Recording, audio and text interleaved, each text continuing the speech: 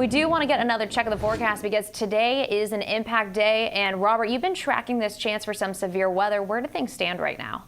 Well, so far we're so good, thankfully, but that will be changing as the storms are already starting to fire up across northern Texas right now. We have made it an impact night from about 7 o'clock tonight through 10 a.m. But again, as I've been saying this weekend, inside of that window, I think the best chance for the most organized activity will come between 10 o'clock tonight and 8 a.m. tomorrow morning. Again, looking at damaging winds, large hail, isolated tornadoes, and that heavy rain will create some low-lying flooding problems. So just be aware of that.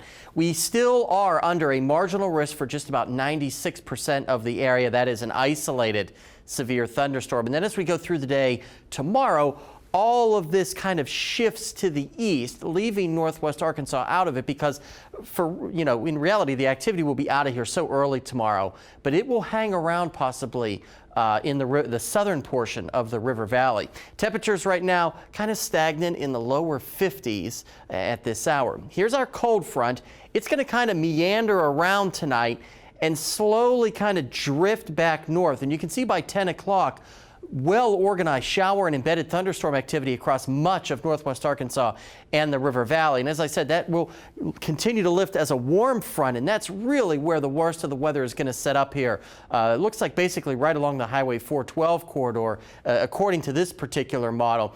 And, even 2 a.m., very heavy rainfall and embedded thunderstorms across the area. Don't be surprised if you get woken up by a clap of thunder in the overnight hours. But you can see that by tomorrow morning, by 8 a.m., it looks like the back edge of the rain is to the east. And then by noon, we're already starting to see some partial clearing probably. There will be some energy for the storms to fire off. You can see by midnight, a little bit of energy in the atmosphere, but that increases as we go through the overnight hours.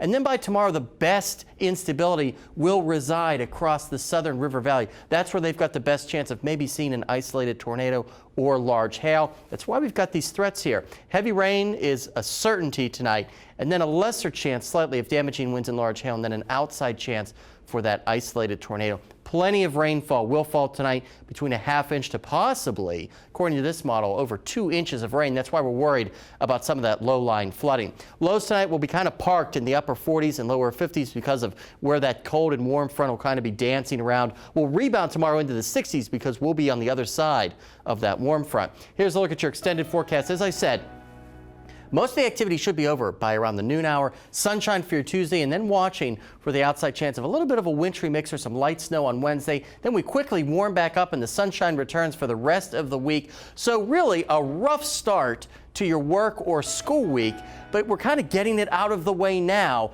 I don't think the Wednesday storm right now will be that big of a deal, maybe a dusting or so of snow, but that's a forecast we'll be fine-tuning. But again, for the most part, 80% of the upcoming work week looks to be in good shape. Stay with us. We have sports with Jordan on the other side of the break.